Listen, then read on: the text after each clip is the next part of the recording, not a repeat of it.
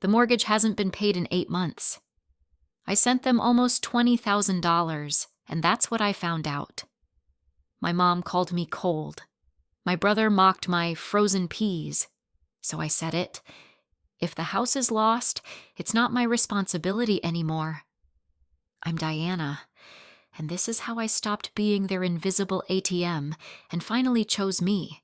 I walked out of my parents' house with nothing but a duffel bag, and no one even asked where I was going. Not my mom, who was watching her usual drama reruns on the living room TV. Not my dad, who sat glued to his laptop screen reviewing our car insurance spreadsheets. And certainly not my older brother Brandon, who was half asleep on the couch with his gaming headset slipping off one ear. I had my keys, my wallet, a few pairs of clothes, and that old laptop I'd patched together since college. That was it. It wasn't a big fight. There were no slam doors, no dramatic tears, just the quiet decision to stop being invisible in the place where I was supposed to belong most. I rented a tiny one-bedroom apartment on the east side of Atlanta, barely enough space for a bed, a couch, and my thoughts. But it had something the family house never gave me: silence. That night, as I sat on the hand-me-down sofa sipping gas station tea, I felt something I hadn't in years, my own breath, my own space. It wasn't just a new chapter. It was the first page of a book I hadn't realized I was allowed to write. For 10 years, I'd kept everything running like some behind-the-scenes crew member in a show no one cared to watch. If the electric bill slipped through the cracks, I paid it. If Brandon crashed the car, I co-signed the loan for repairs. When Mom wanted to repaint the kitchen, or Dad forgot the heating bill again, guess who got the call? I used to think that was love, doing what had to be done because that's what family meant. But slowly, I realized I was patching a sinking ship while everyone else lounged on deck. Brandon was always the dreamer, bouncing between odd jobs and grand plans. Art school, coffee shop gigs, short-lived internships. None lasted more than 6 months. And every time he failed, Mom wrapped her arms around him like he'd just returned from war. "He's just trying," she'd say with tears in her voice, like trying was the same as doing. Me? I got a full scholarship to Georgia State, graduated top of my class, landed a job as a financial analyst with one of the most respected firms in Atlanta. And when I told my family, my mom's response was, "That's great, but couldn't you find something closer?" Brandon might need the car. I wanted to believe it was just a misunderstanding, that if I just kept showing up, kept proving my worth, they'd see me. But the more I did, the more I disappeared. I was the utility bill fairy, the birthday present buyer, the quiet fixer no one thanked. When Brandon needed a new laptop after dropping out again, Mom opened a credit card without hesitation.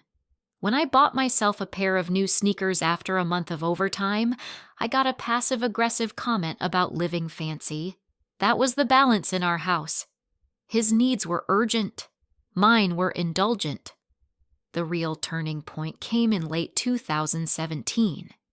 I had just saved up enough to put a deposit down on a small condo, a dream I'd nurtured for years. Right before I signed, Dad called.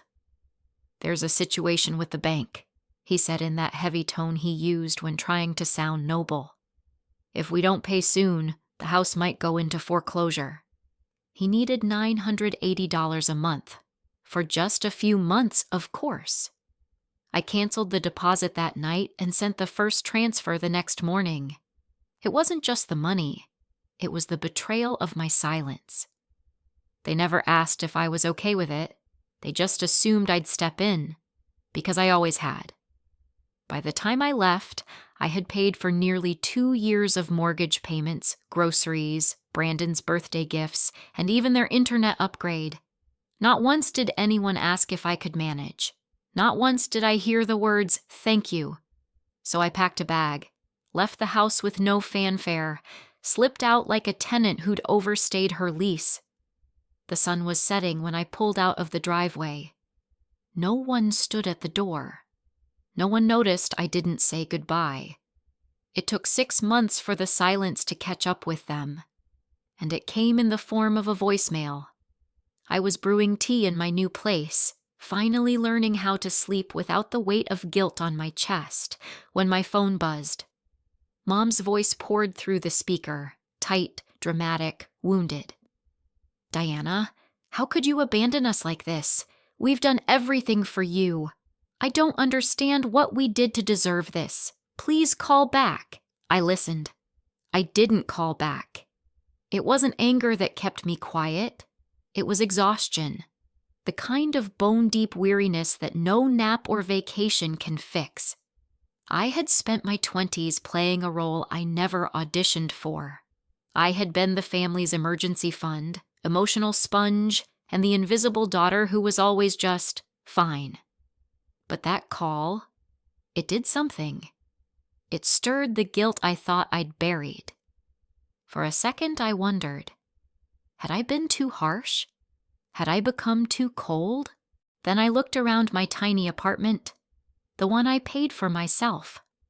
The one with chipped tile and creaky floors, but also with sunlight pouring in through the blinds and a fridge filled with only the groceries I wanted. No one had ever asked me what I wanted.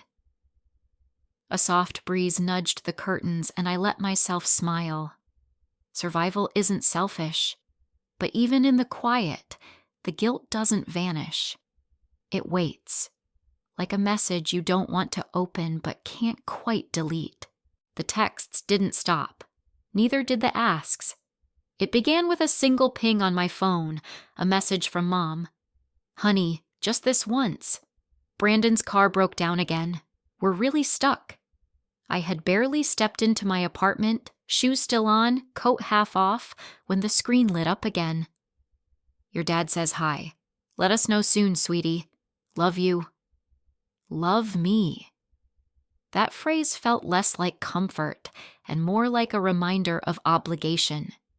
It was fall now, the kind of Atlanta autumn where the leaves turned gold but the air still clung to summer's leftover humidity. My work days were long, sheets of financial data, back-to-back meetings, and by the time I made it home, all I wanted was silence, not a new invoice. I pulled off my heels, my feet throbbing, and opened the budgeting spreadsheet on my laptop. I stared at the figures, red numbers, green numbers, notes to self about groceries, rent, student loans. Then I opened another tab. My transfer history, $980 every month for the last 17 months. Then came the extras.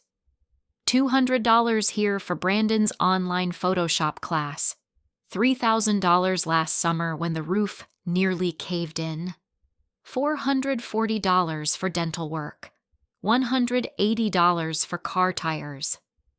I scrolled through the log. It looked less like a family ledger and more like a silent resume of my slow exhaustion. No, thank you. No, how are you holding up? Just the next request. Every time I thought I could breathe, the oxygen turned into another ask. That weekend, I opened the fridge and stared at a bowl of old spaghetti and a container of leftover rice. The fridge light flickered. It didn't matter. That's all I could afford that week. I grabbed the spaghetti and stuck it in the microwave, watching the noodles slowly turn under the plastic cover. The faint smell of freezer burn made my stomach twist. As I ate from the bowl, my phone buzzed again. Brandon. LOL, look at this. He'd sent a photo of a latte with perfect foam art and a croissant from a hip cafe downtown, the kind with Edison bulbs and $9 toast. I blinked. My fork froze midair. I looked back at my bank app. My balance was $62.47. Rent was due in 5 days. I didn't answer him. At work, the office buzzed with the quiet hum of productivity. People tapped away at spreadsheets, poured fresh coffee, made small talk about vacation plans. Meanwhile, I added a new sticky note to my desk. Grocery limit this week, $30. My coworker, Lila, noticed my salad was just lettuce and canned tuna again. "Still watching your carbs?" she asked, trying to be polite. I smiled.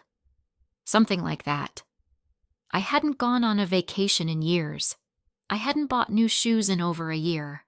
I had stopped going to yoga, cut my streaming subscriptions, postponed replacing my phone with its slowly dimming screen, all for a house I didn't live in, a family I didn't belong to anymore. One night, while finalizing a quarterly report, I received an email from my dad. It was a budget spreadsheet, his version, color-coded, semi-organized. At first, I felt a flicker of hope. Maybe he was trying to take some responsibility, but as I scanned it, I realized he had included my name next to projected supplemental support, Diana. In his mind, my money was baked into the household plan. They weren't asking anymore. They were assuming. That night, I couldn't sleep. I kept picturing my old bedroom, now Brandon's creative studio, cluttered with empty coffee cups, sketchbooks, and art supplies Mom probably ordered on my credit card last Christmas. I remembered Dad once saying Brandon needed space to find himself. And what was I? The one who already had herself found? The one who didn't need help, only a way to keep others afloat? I sat on the floor of my apartment, surrounded by receipts and notes. I added it all up. $20,670.27. That's what I had spent in 2 years. That was a down payment on a starter condo, a new car, a semester of graduate school, my life's dreams, traded in for broken appliances and Brandon's second chance at discovering his purpose. The next morning, I passed a small house for rent on my walk to work. White shutters, a tiny front porch, just enough space to breathe. There was a sign. First month free. Great for young professionals. I paused, imagined a mailbox with my name on it, a kitchen where every item in the fridge belonged to me, a bed I could lie in without wondering if my phone would buzz with another emergency. But that vision blurred when I unlocked my phone again. "Your dad's back is acting up again. He needs supplements. Can you cover this order?" Attached was a screenshot of a $270 Amazon cart. The message ended, "Just this once, Diana. You helped us before. You're doing well, aren't you?" I didn't reply. I stared at that line. "You're doing well, aren't you?" As if doing well meant I owed them everything, as if being functional was a debt that demanded interest. That night, I didn't send the transfer. For the first time, I closed my budgeting app without making a plan. I didn't heat leftovers. I made toast with peanut butter. I lit a candle, the one I had saved for special nights. I let myself breathe. And as I lay on my second-hand couch, with the faint hum of traffic outside, I whispered into the silence, what if they never plan to stand on their own? The question hung in the air like smoke. I didn't need an answer. Not yet. But something inside me had shifted. Quietly. Unmistakably. And the next time the phone buzzed, I didn't look. I used to think silence was my safest armor, that if I just stayed quiet, played the role, made myself small enough, the storm would pass. But the thing about storms is, they don't end until something breaks. And this time, it wasn't going to be me. It started on a Monday. Cold January air seeped through the cracks of my apartment window, even with the heat turned up. I had just come home from work, dropped my bag on the floor, and reheated leftover vegetable soup when the call came. The screen flashed, "Mom." I let it ring once, twice. On the third ring, I hit accept. There was no hello, just Dad's voice, low and measured. "We need to talk. It's serious." I didn't sit. I just stood there by the microwave, spoon half raised. "Go on." "We're about to lose the house," he said, "unless something changes soon." There it was again. The script. A remix of every other message over the years. Only now it came dressed in urgency, with just a hint of desperation. I kept my voice flat. "You mean the mortgage?" A pause. "Yes." "I thought you were using the money I sent for that." My voice didn't waver. Not this time. Another pause. Then Mom's voice broke through, sharp and high-pitched. "Diana, how can you even ask that?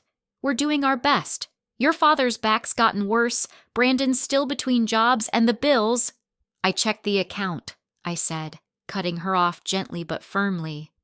"The mortgage hasn't been paid in 8 months. Silence. Heavy. Charged. I could almost hear Mom processing it on the other end, and when she spoke again, her voice was laced with that familiar indignation. "How dare you snoop like that? After all we've done for you?" "Done for me?" I swallowed hard, pulse rising. "I wasn't snooping. I was confirming. You asked for help? I needed to know if I was helping or enabling." Brandon's voice chimed in like a bad radio signal. "Wow, real nice. Acting like you're above everyone just because you have a steady job and a fridge full of frozen peas." "Brandon?" I started, but then laughed. Not because it was funny, but because of how ridiculous it sounded. "You're angry because I stopped paying your way?" "You always acted like you were better," he snapped. "Miss Scholarship. Miss Perfect Job." "No," I said. "I acted like a daughter who didn't want to see her family fall apart." But all I became was an invisible ATM. Dad's voice returned, quieter now. "We're not saying it's your job to fix everything." "Then what are you saying?" I asked. Because for the last 10 years, all I've done is fix things, quietly, consistently. While Brandon found himself, and Mom called me selfish when I hesitated. I even canceled a down payment so you wouldn't lose the house. And it still wasn't enough. Mom started crying, those tight practice sobs I used to cave into like a reflex. "I just don't understand how you can be so cold." That word again. Cold. It used to slice right through me, but not this time. "I'm not cold, Mom," I said, softer now. "I'm just done being burned." I didn't yell. I didn't cry. I just told the truth, out loud, for the first time in years. And then I said it. If the house is lost, then it's lost. That's no longer my responsibility. The line went dead silent. I imagined Dad rubbing his forehead, Mom still sobbing, Brandon pacing, probably crafting another voice message to guilt me later. I waited. Dad spoke again, but his tone had changed. There was no steel in it anymore, just exhaustion. "We messed up, okay? But this is all we have left." "You had me," I whispered. "You had me for a long time." And I hung up. Not out of rage, but out of something far quieter. Peace. It wasn't until I sat down on the floor, legs folded under me, soup forgotten, that the tears came. Not heavy, not bitter, just small drops of relief. It didn't feel like a victory. It felt like the first step out of a maze I had spent my whole adult life trapped in. Sometimes strength isn't about who yells the loudest. It's about who stops answering the call that hurts. The phone didn't ring again that night. But the real consequences hadn't started. Not yet. "I know you're angry," Dad said, "but it's not what you think." He was right. It was worse. The words hit me like static in a bad radio signal. Familiar, distorted, and painfully predictable. I was standing in the corner of my apartment, fingers curled around the edge of the countertop like it might anchor me. The sun had dipped low over Atlanta, casting long amber streaks through my windows, but I hardly noticed the beauty of it anymore. The call had come out of nowhere, just like the last dozen. I had blocked their usual numbers, but somehow, tonight, they found another line to reach me, and foolishly, I picked up. Dad's voice was flat, controlled, the kind of tone he used when he was trying to sound reasonable while delivering unreasonable things. "We needed help," he said again, like that justified everything. The house needed work. You know how bad the roof was, the furnace. Things just got ahead of us. We meant to pay you back. I exhaled slowly, counting the seconds between each breath. The voice on the other end was the same one that had gone silent every time I needed comfort as a kid. "I asked you directly if the money was going to the mortgage," I said. "You said yes." "And it was," Dad replied quickly, too quickly. "At first. Then things changed." That's when Mom jumped in. Her voice didn't change with time.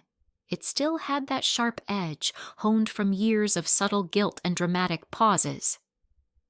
"We did everything for you growing up," she began, already winding up. "We sacrificed. Do you remember how many nights I stayed up worrying about you and Brandon? And now you can't be bothered to answer our calls?" It wasn't a question. It was an indictment. "You act like we're strangers," she continued. "Like we didn't give you everything we could." "You mean like when you bought Brandon a MacBook after he dropped out?" I said, my voice level. "Or when I got a full scholarship and you asked if I could stay close to help drive you to appointments?" Silence. Then came Brandon, the final piece in the family performance. "Oh, come on, Diana," he said, with that same bored tone he used when dismissing reality.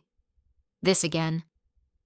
"You think you're better than everyone just because you moved out and got a job? You always had it easier anyway." I almost laughed. My thumb brushed the edge of the printed bank statement sitting on my counter. It listed every wire transfer I'd made to them in the past 2 years, dates, amounts, descriptions. "You want to talk about easier?" I said. "Let's talk about the $980 I sent every month for the mortgage, or the $3,000 for the plumbing emergency, or the birthday dinner I paid for and never even got invited to. You all think I disappeared. The truth is, I was never really there, not to you." I paused. Let the words settle in. "And if anyone cares to ask," I continued, "I called the bank. The last mortgage payment was made 8 months ago. I stopped sending money 5 months ago. So tell me, where did those last 3 payments go?" There was a beat of silence, then another. Finally, Mom's voice returned, quieter this time. "You don't understand everything, Diana." "No," I said, voice sharp, "but I understand enough."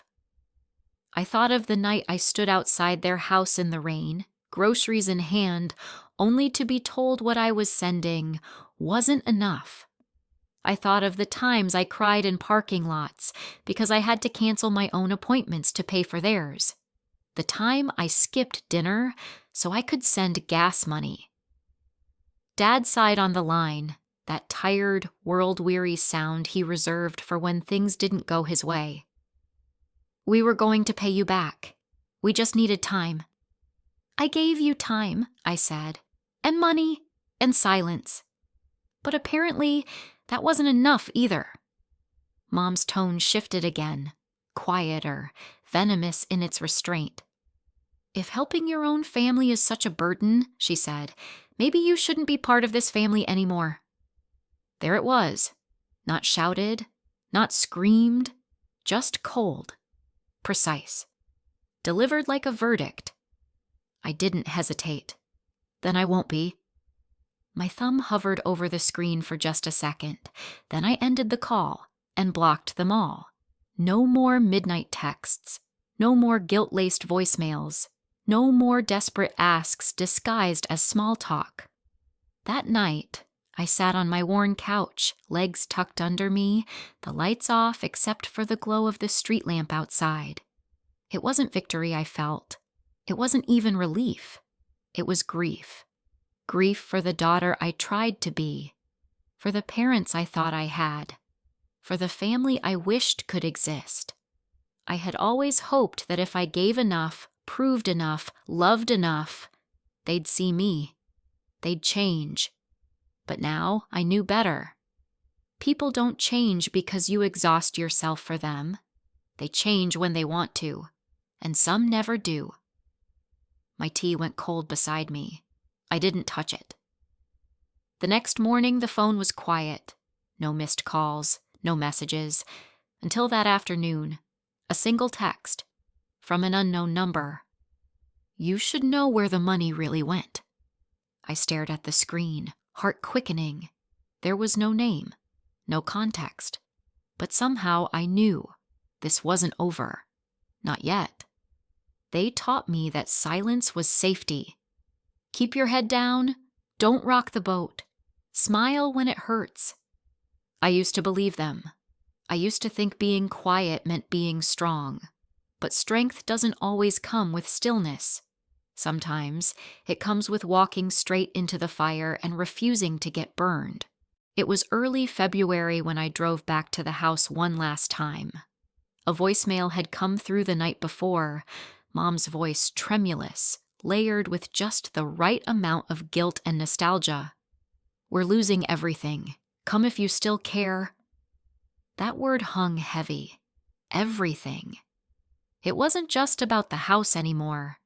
It was about the version of family they had clung to, the one where I played the role of the backup generator, always running silently in the background. They never noticed the wear, just the warmth. Until it stopped. The street looked the same. Pale brown grass stretched across the neighbors' yards, the same cracked sidewalk under my shoes, the same rust-stained mailbox where we'd taped birthday cards every August. But something in the air had changed. Or maybe I had. I stepped into the house without knocking. The door creaked like it always did, but no one looked up. Boxes littered the hallway, labeled with thick black marker. Kitchen. Garage. Brandon's room. No sign of my name. Brandon was sprawled on the living room recliner, scrolling his phone. He glanced up, then back down, like I was just some delivery driver. "Nice of you to show," he muttered. I said nothing. Mom emerged from the kitchen. Her eyes were red, though the rest of her looked perfectly composed.